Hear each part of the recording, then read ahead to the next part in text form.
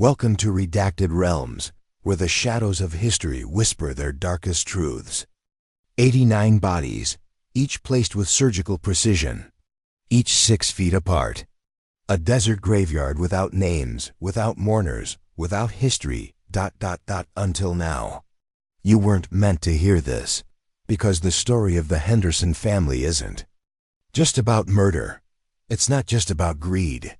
It's about the system behind the illusion.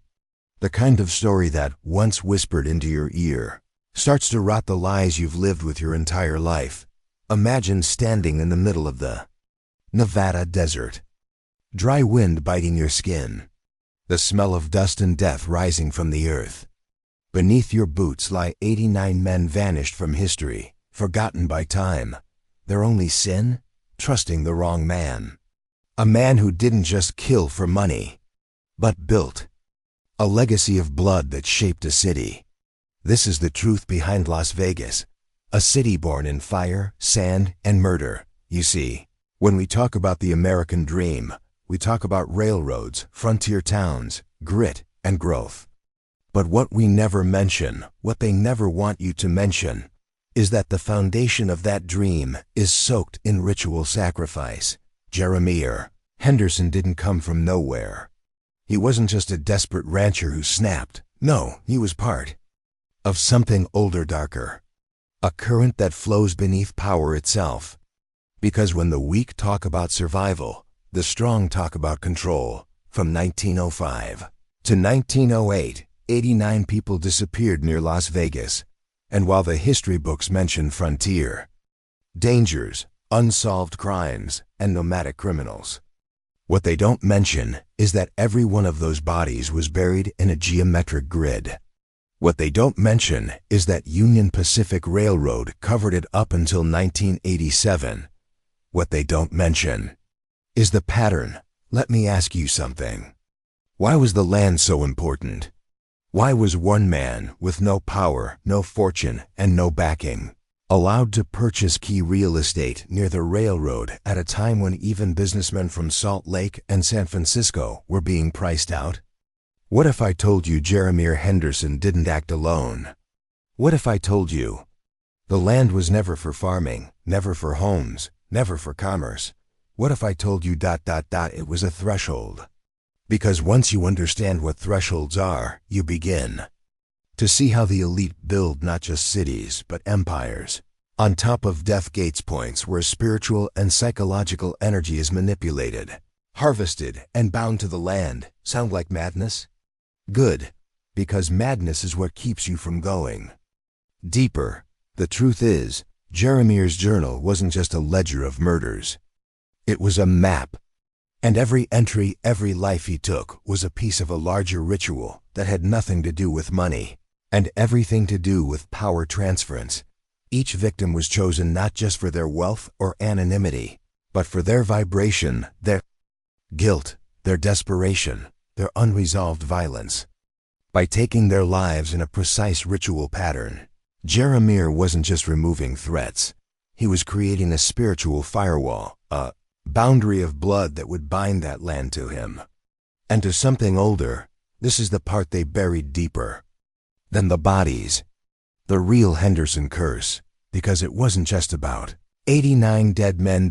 It was about what those 89 dead men enabled. See, Las Vegas didn't just emerge because of opportunity. It wasn't just a town of sin and lights. It was an engineered psychotronic experiment, decades before such terminology was even conceived. And the Henderson family? They were the first initiates. The first bloodline to be tasked with anchoring that energy. That's why the graves were 6 feet apart. That's why they formed a perfect grid. That's why the soil tested differently from surrounding terrain in 1987. Because it wasn't just a mass grave. It was a ritual matrix. Now stop. Breathe. You're already too far in to turn back. But this is where you decide whether you're just a spectator or something more. If you're ready to awaken, to break free of the veil, then comment this phrase below twice. Blood seals the gate. I see the pattern, not for the algorithm, not for clicks, but to mark your transformation. Because once you speak those words, something inside you will remember the truth. You've always felt gnawing at the edges. You're not just here for entertainment. You're here to see. And this is only the beginning. The rabbit hole is deeper than 89 graves. And the Hendersons? They were just the door. Las Vegas didn't just appear in the middle of the desert by accident. The land where the bodies were buried? It was purchased through a handshake deal on June 6, 1909, a date that, at first glance, means nothing. But what if I told you that? The 6th of June '09 holds an esoteric frequency that when mapped against the Hebrew calendar, it aligns with a day of inversion, a rare time where boundaries between dimensions are said to thin. Not in mysticism. In occult calendars used by secret lodges operating under the disguise of banking firms and railroad tycoons. That handshake was not between men. It was a pact. The deal was witnessed by a shadowy intermediary known only as the surveyor, a man with no birth certificate, no records, and no direct descendants. But his signature appears on 3 other land purchases in North America. And all 3 are now massive energy hotspots. Hoover Dam, Area 51, and a forgotten town in Arizona buried by corporate buyouts, its name wiped clean. The charter they signed was not legal. It was ritualistic. It bound the Henderson family to a responsibility, one Jeremiah did not fully understand. But his bloodline would pay the price, because what they built on that land wasn't just a homestead. It was a containment field. You ever wonder why Las Vegas is so different from every other American city? Why time bends in its casinos? Why people lose money, sanity, and memory, and yet keep coming back? It's not the lights. It's the grid. The same geometric grid those 89 corpses were buried in, recreated, brick by brick, block by block.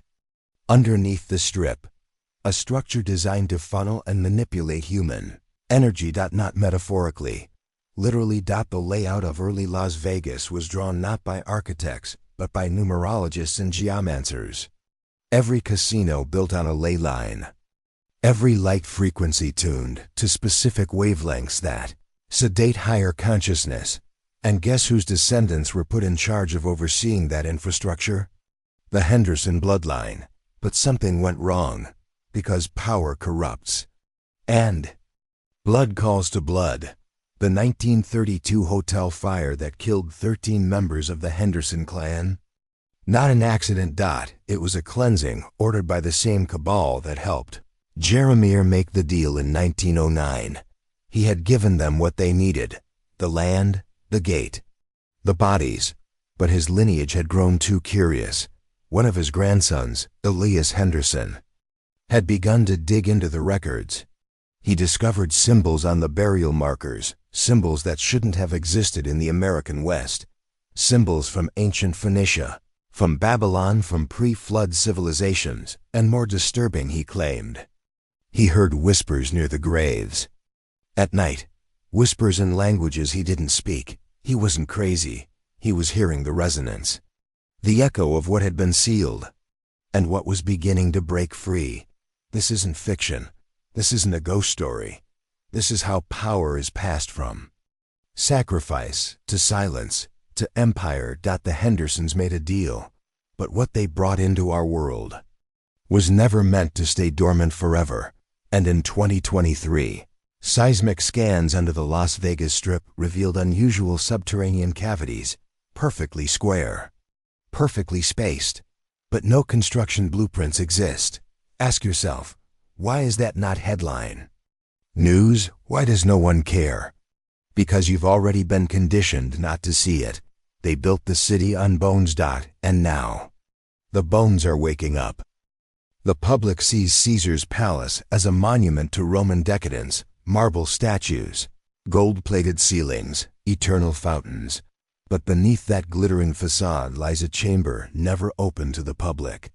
Not even high rollers or security have access. It exists below the lowest basement level, behind a sealed, lead-lined wall. Construction blueprints call it a utility void, but no wires run through it, no plumbing, no servers. Just silence. It was Elias Henderson who first documented it. In a letter to his brother, dated March 3, 1931, he wrote, "The lowest room is not a room. It hums, not like a machine, like a chant. And there's no source. I stayed for 5 minutes. I came back with blood dripping from my ears." No one believed him until 1996. That year, a Japanese businessman named Makoto Inoue, a silent investor in several Vegas casinos, vanished while touring renovations under Caesar's Palace. His body was found 11 days later, inside a locked maintenance shaft. The autopsy? No signs of trauma. But his face was frozen in pure terror, mouth open as if mid-scream. And his optic nerves were ruptured. From the inside out. After that, renovations stopped. Access to sublevel 3 was revoked. But internal memos leaked in 2003 never covered by U.S. media confirm that Caesar's engineers detected a perfectly symmetrical cavity directly beneath the casino, 41 feet wide, 17 feet deep, lined in an unknown black stone that reflects no light. They called it the gate chamber. What no one talks about is that every casino, built within a 2-mile radius, aligns with ancient Mesopotamian star charts, that the exact coordinates beneath Caesar's palace match the mouth of Eridu, the first recorded city in Sumerian myth, where it said the god Enki descended from the sky and taught man forbidden knowledge. And here's the kicker. Las Vegas was never supposed to be built this far east. The original land grant, in 1909, stopped 0.8 miles short, but someone made sure that Caesar's palace stood directly above the nexus point. Not for aesthetics, but for containment. You think it's a coincidence that the casino is themed after Rome? The ancient empire most obsessed with gods disguised as men. Because what's under Caesar's palace is not just a hole. It's an altar, and the reason they buried 89 bodies wasn't to hide something. It was to feed it. The gate hums louder every year. Seismographs show tremors beneath the strip, but there's no fault line. Multiple security staff have gone missing since 2011, classified as quitting unexpectedly. And in 2022, a maintenance drone sent down for inspection never returned a signal. Only audio. 4 seconds of static. Then a voice. In Akkadian, whispering one word. Sama. Translation: awaken. You've been told they were just bodies, victims of crime, disappearances, urban legend. But there are no missing persons reports, no graves, no records, because the 89 were never meant to be remembered. They were chosen, each one selected for their bloodline, neurological frequency, and bioelectrical signature. Most were transients, yes, but not random. They were watched, tracked for months by a man listed in one declassified file only as the curator, former mental patient, former linguist, former priest. He called them tuners, not sacrifices. Conductors. The bodies were buried in a mathematically precise grid, spanning what is now downtown Las Vegas, not haphazard, not ritualistic in the old sense. This was electrical geometry, an attempt to create a living circuit across the desert floor. Each burial site sat on a harmonic node, calculated by overlaying Gregorian, Babylonian, and Tesla resonance charts. Grid did not generate power. It summoned something, and every 7 years, always on the first total lunar eclipse after the summer solstice, that frequency is reactivated. Don't believe it? Look at the timeline. 1916, unexplained fires consume half of Clark Township. 1923, a census worker disappears mid-route. His bag was found 3 miles away, full of ashes and teeth. 1930, Henderson children begin reporting identical dreams involving a metal serpent under the floor.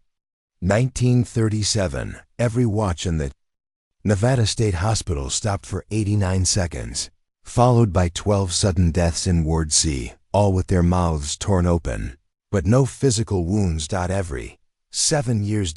And in 2002, 2 amateur radio operators picked up a pulse signal during a camping trip just outside the city. Their equipment, tuned to shortwave, started bleeding AM gospel stations backwards, layered with a high-pitched frequency no one could isolate. They reported nausea, memory loss, and hearing voices for 3 days after. Guess what the timestamp was? 2:13 a.m., the exact hour of the first recorded burial in 1909. Coincidence? Then why has the city refused to build any major structures directly over the burial zones? Why do construction crews complain of machines shutting down for no reason? Near Fremont Street? And why does the local Masonic Lodge still hold a closed-door ceremony on June 6th every year? Because the 89 weren't buried. They were implanted. They're still in the circuit. And the hum beneath Caesar's palace? That's not a gateway. Opening. It's a signal returning. They made the city into a transmitter. And now, something is tuning in. Every city has architects, but Las Vegas had one without a face. His name shows up in early property deeds, construction permits, and even the blueprints of the first casinos. Harlan Veed. Except there are no photographs, no family, no records of schooling, immigration, or even death. His name appears, then disappears, like a watermark across the bones of Vegas. In a 1941 contract for the Fremont Hotel, Vate's signature is inverted, written right to left. Not mirrored. Reversed entirely, in a script that closely resembles Proto-Canaanite glyphs. Linguists later confirmed it wasn't gibberish. It spelled, "One crafts for gods, not men." The Fremont Hotel? Built atop burial site number 23. But Harlan didn't just design casinos. He redesigned the land. Surveyor maps from 1909 compared with today's street grid reveal something grotesque. Downtown Las Vegas forms a sigil, not visible to the eye unless viewed from high altitude. A spiraled Ouroboros coiled around a 7-pointed star. And Harlan? He's listed as lead planner in every major downtown project from 1910 to 1952, yet no one ever met him in person. Accounts from retired city clerks and builders describe only letters, typed instructions, sealed diagrams delivered by men in gray uniforms with no insignia. One described Vade's blueprints as almost alive. "I swear to God, I looked at them too long once and blacked out. Woke up with a nosebleed and a hum in my head that didn't stop for 3 days." Frank L., former contractor, deceased. 1973, found drowned in a dry bathtub. Even stranger, every building Veet touched contains a hidden substructure, an unused corridor, sealed room, or stairway that leads nowhere. Always built with obsidian-colored stone that wasn't sourced from any Nevada quarry. One of those buildings? The old Golden Bull Casino, now demolished. Before its destruction in 2007, a maintenance worker descended into its forgotten basement. He never came back. His radio log recorded just 2 words before it cut out. He's watching. And here's where it gets darker. A copy of Harlan Vate's original 1909 land filing was unearthed in 2020 by a hobbyist historian. It was written not in ink, but in blood. Verified human. The witness signature? Elias Henderson. Signed 6 months after his official death. The implication is simple. Veet wasn't hired. He was summoned. A blueprint was never just a plan. It was a ritual. Each foundation stone a syllable. Each steel beam a vowel. Each building a word in a sentence no human was meant to read. But the desert always hears. And the sentence? It's almost complete. April 14th, 1959, 3:42 a.m. No storm was forecasted. No eclipse was due. No one could explain why, for exactly 89 seconds, the sky above Las Vegas turned jet black, as if the stars themselves were swallowed. Streetlights failed. Airplanes lost radio contact. Security footage across downtown casinos went blank, Not static, but pure black. Like something covered the lens from inside the camera. And when the light returned, 3 things were discovered. First, a man was found at the center of Fremont Street, curled in the fetal position, completely nude, shivering and speaking Aramaic, a language he did not know. He had no ID, no memory, and a circular burn on his chest, described by EMTs as a sigil made of concentric teeth. He died 12 hours later. 'Cause of death? His heart exploded from the inside. Not ruptured, detonated. Second, all compasses within a 3-mile radius spun wildly, aligning not with magnetic north, but pointing directly toward burial site number 44. Under the old neon boneyard, geologists investigated and discovered a thin metallic ring 89 feet below the surface, composed of an unknown alloy. Attempts to extract it failed. The drills broke. The metal vibrated when touched. It hasn't stopped. Third, radio towers across Clark County picked up a transmission. No known frequency. It lasted 8.9 seconds. The contents? A voice, genderless, flat, repeating one sentence. The conductor is not dead. He is waiting in the cord.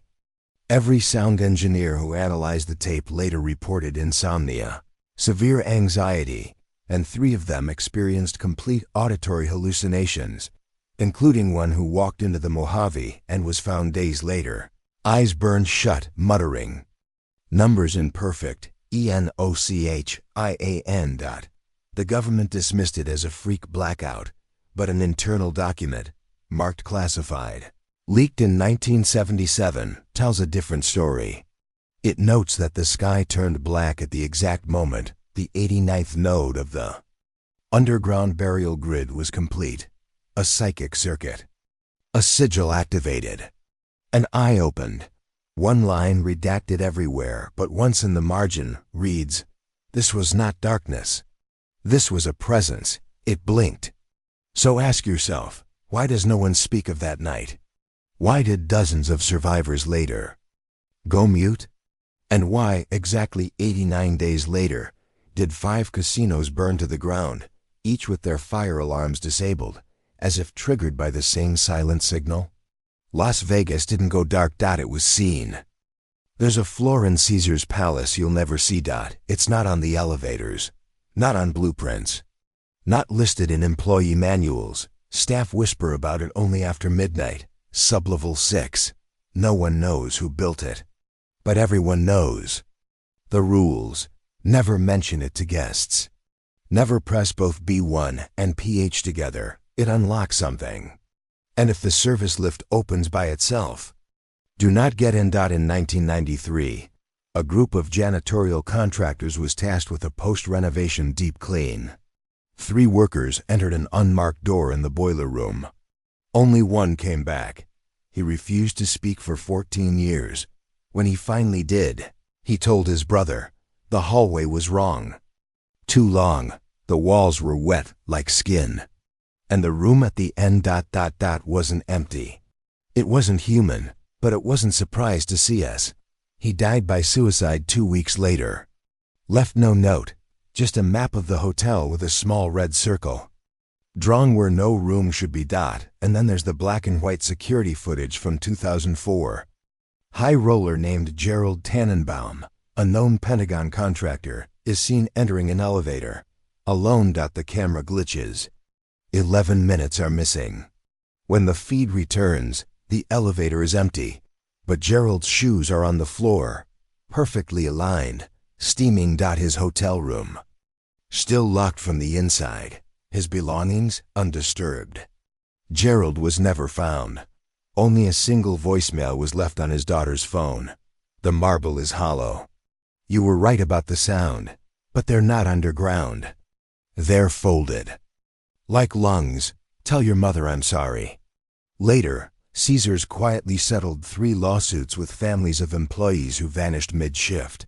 Each family received $89,000 and signed non-disclosure agreements that referenced a section called Hypogean Architecture Compliance. The term hypogean means beneath the earth, but in certain occult circles, it refers to structures that exist outside time, layered beneath reality like sediment. Timeless voids built for one purpose: containment. Recently, a tourist exploring the maintenance corridors live-streamed himself discovering a narrow stairwell beneath a broken vending machine. The stream cut out 4 minutes in, just as the camera picked up chanting and a flickering blue light from below. That user's account was banned. The footage wiped. But a screen capture remains. It shows a door of pure black stone, smooth as obsidian, with an engraving that reads, "Caesar was not the king, he was the sacrifice." And underneath it, the Ashford sigil, which begs the question, what did the Ashfords bury here? And what still waits beneath the neon? You've probably seen it, the Neon Boneyard in Las Vegas, a graveyard of discarded casino signs, rusted lights from a vanished era. Tourists think it's kitsch, a quirky photo spot. But beneath those broken bulbs lies something else. Entirely. 1989. A team of city contractors was assigned to stabilize the earth beneath the boneyard for a planned hotel expansion. What they uncovered wasn't dirt. It was a spiral staircase, hidden under a false concrete slab. 89 steps, chiseled into black marble, descending into cold, silent dark. The workers who went down first never came back up. The city halted the project, blamed it on a gas leak. But leaked memos from the Las Vegas Municipal Archive tell a darker story. One document, dated April 4, 1989, reads, "Found structure matching no known engineering style. No joints, no seams. Surface is magnetically reactive and absorbs sound. Temperatures drop 17 degrees Fahrenheit after 30th step. At step 89, there is a doorway. Handwritten below it, 'Do not open the door. It isn't locked to keep us out, it's locked to keep it in.'" Local historian Francesca Belmond, before her mysterious disappearance, connected the location to a Masonic black site from 1909, funded by the Ashford family. She claimed the structure matched descriptions found in the Red Codex, an apocryphal architectural grimoire said to have been buried beneath the Vatican and linked to Babylonian star worship cults. The Codex warns of 89 gates scattered across the earth, conduits for the breath of the unspoken architect, and that each gate must be sealed with a human name, a blood vow, and an offering made in absolute silence. But silence was broken in 2001. An urban explorer named Tomas Mendoza live-streamed his descent into the 89-step spiral. His final words, breathless and trembling, still circulate on conspiracy forums. "There's music, it's coming up, and it knows my name." The stream cut. Authorities claimed it was a hoax. His body was never recovered. Since then, the staircase has been covered in welded steel and encased in concrete by order of the Ashford Estate Trust, citing ancestral property rights. But geotechnical sensors still register vibrations. Every year on August 9th, and if you stand near the west fence at exactly 3:42 a.m., some say you can feel it, not a tremor, not a sound, a breath, coming from below. So ask yourself, why would a family that no longer exists still own the land beneath Las Vegas?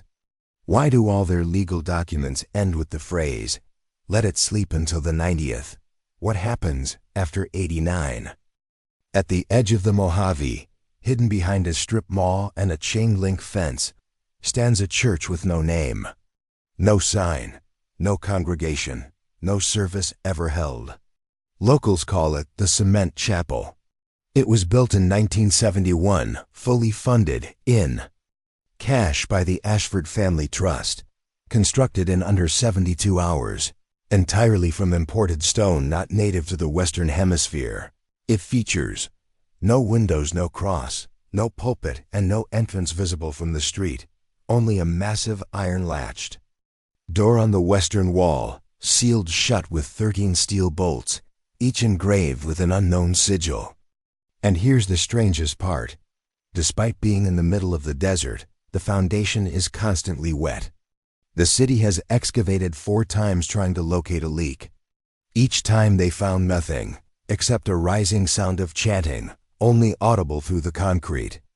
In 1982, a teenage girl named Lynn Palladino broke in through the roof with 2 friends. She live-recorded the entire event on cassette. The final tape, now digitized and banned on most platforms, captures this crackling audio. It's not empty. The pews are covered in wax, no hair. And the altar's weight, it's not an altar, it's a hole. It's a hole that's breathing. A sound like metal dragging across wet stone. Don't say anything, it heard you. Only Lynn made it out. When her parents found her the next morning, she was wandering the highway barefoot, muttering, "He wore a crown of teeth," he told me. I had to remember. She was institutionalized for 14 years. Died in 2001. Her autopsy revealed something impossible. Her vocal cords were not her own. They belonged to a man in his 50s who had been dead for decades. Former Vegas priest. Father Joseph Raines once tried to bless the structure. He was found unconscious an hour later, tongue removed, eyes turned completely black. He spoke only once after waking. "That is not God's house. That's where God goes to forget." The Vatican quietly intervened.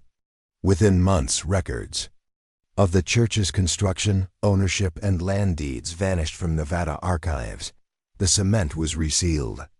Surveillance cameras were installed, and it was labeled a historic cultural shell. But there are still nights, cold ones, when a few remaining residents near the fence say they hear something echo out from inside the building. Not screams, not prayers. A lullaby. In a language no one speaks, but everyone understands. And etched faintly beneath the chapel's foundation, in Old Aramaic, a single phrase repeats, "Ashford shall open the last door with the voice of the city." What is the voice of Las Vegas? And why does the chapel still wait, after 54 years? Next section, the final game room, where the Ashford line was erased. Coming next, you said. Next section, ChatGPT said. Section 10, the final game room, where the Ashford line was erased. It's 1997. Room 1909. Top floor of the abandoned Eros Club Casino, locked since the building's sudden closure in 1964, reopened for a single night. No announcements. No press. Only 9 invitations delivered by hand in black envelopes, sealed with blood-red wax bearing the Ashford crest, a broken crown over a serpent swallowing its tail. The guests were powerful, a state judge, a mining magnate, 2 military advisors, and 5 descendants of the Ashford family bloodline, each tied to one of the original brothers who carved the Gate Protocol in 1909. Security footage, leaked years later by a whistleblower known only as 13, shows the 9 figures entering room 1909 at exactly 9:09 p.m. No one ever exited. But that's not the disturbing part. When city officials raided the room the next morning, they found a card table, set with 9 hands of poker, 1 chair missing, and a wall smeared with words written in what appeared to be teeth powder. And ash, one bloodline must fold so the others may hide. The bodies were never found, but the dealer's seat was still warm, and in the center of the table, a 10th card lay face down. No one dared turn it over. Later, forensic teams discovered the card was organic, made from human skin, infused with trace amounts of mercury and gold. The dealer's ledger found in the wall safe listed 9 names, all crossed out. A 10th name never publicly released was left uncrossed. According to encrypted Ashford archives uncovered in 2023, that name belonged to the last known legitimate heir, and that person wasn't in the room. They were in Pakistan. The Eros Club Casino was demolished 2 months later. But some say its basement remains intact, unmapped, beneath the new luxury resort that stands in its place. Night staff have reported hearing cards being shuffled, laughter in reverse, and a child's voice whispering, "Not everyone folded. One of them cheated." And now you know why the Ashford name disappeared. Not in disgrace, not in exile, but because they chose it, to vanish, to bury the bloodline, to ensure that Room 1909 is never played again. But ask yourself this: if one heir escaped, and if the bloodline remains, who is it waiting to call next? And more importantly, is that person already listening? When the dust settled after the 1950s land purge, only 3 people connected to the Henderson operation were still breathing. A construction worker named Reed Talcott, who claimed to have buried bodies on orders from men in white suits. A nurse, Maria Leyva, who treated half-dead surveyors that were never officially listed. And a cartographer whose identity remained sealed until 1989, only known in surviving notes as X7. All 3 disappeared by 1961, but before they vanished, they met in secret one final time in a motel 23 miles outside Las Vegas, under the neon rod of a broken sign that simply read, "Vacancy." Inside that room, they drafted a crude, hand-drawn map detailing the original Henderson tract boundaries, the burial clusters, marked with black crosses, and strange symbols believed to be coordinates or warnings, possibly from tribal lore or military notations. The nurse noted that certain areas caused violent nosebleeds when they stayed too long.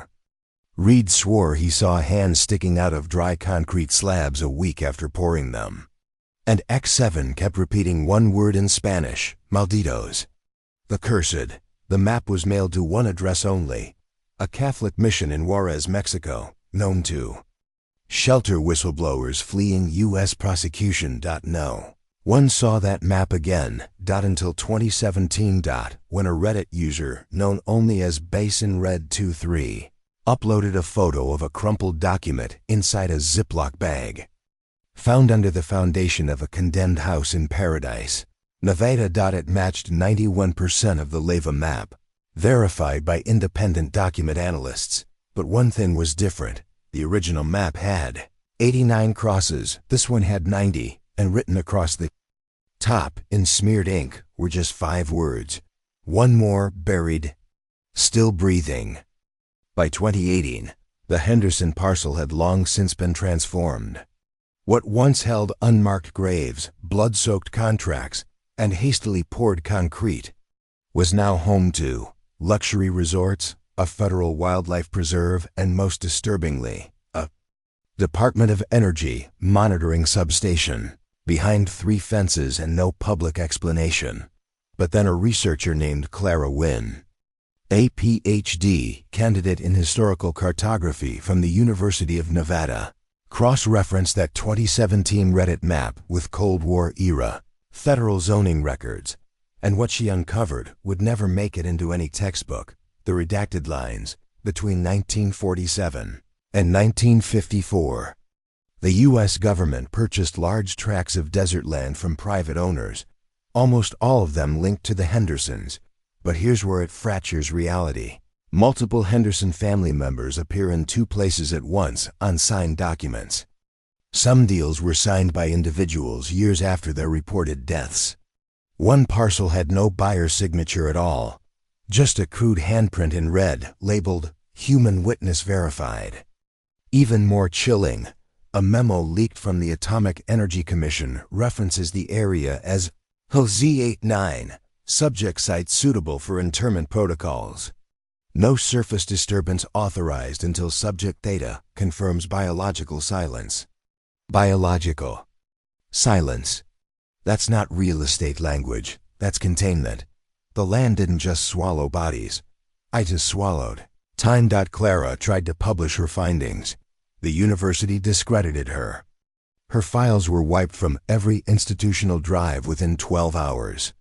And she vanished 2 months later on a trip to the very same wildlife preserve that sits on what used to be Henderson property. Her last voicemail to a friend? Just 3 seconds of static and a whisper, barely audible. "He's still breathing beneath the station." Section 12 will crack open what happened beneath that substation, where geothermal vents were accidentally uncovered in 2020, and workers reported underground echoes that didn't match seismic expectations. In the spring of 2020, under the guise of geological survey upgrades, the Department of Energy authorized a covert excavation beneath their substation on former Henderson land. What they found wasn't geothermal, it was organic. The workers' reports leaked smell of rust and rot. Like hot meat, soil exhaled steam in slow pulses. Like a lung under dirt. Saw hair, human, buried under salt layers. One junior technician, name redacted in all internal logs, reportedly went catatonic after brushing aside a thin layer of dust to find a jawbone. Attached to still moist tendons, he kept repeating one phrase until he was sedated. He's still counting. He hasn't finished yet. The 90th Cross UNS forensic audio leaked months later, allegedly from the site's subterranean security system, captured a low rhythmic pattern beneath the concrete base. Experts called it geothermal thumping, but sound engineers at MIT disagreed. They said it was too consistent, too intentional. A metronome, 89 beats, then silence, then one final beat, then the cycle restarts over and over. Like a ritual pulse, trapped underground. The final theory. Many now believe the Henderson family's land deal wasn't about territory, it was about containment, that the 89 bodies weren't victims. They were anchors to hold something down, something that required human blood, legal transfer of land, and federal silence. That 90th mark? Not a death, a placeholder, for whoever breaks the seal. And with the substation cracked open, and the thumping rising in volume, the land is no longer silent. In Las Vegas, they built fortunes on desert sand. But the Hendersons didn't sell sand, they sold blood. And somewhere beneath the neon and concrete, something is still breathing and waiting for its next witness.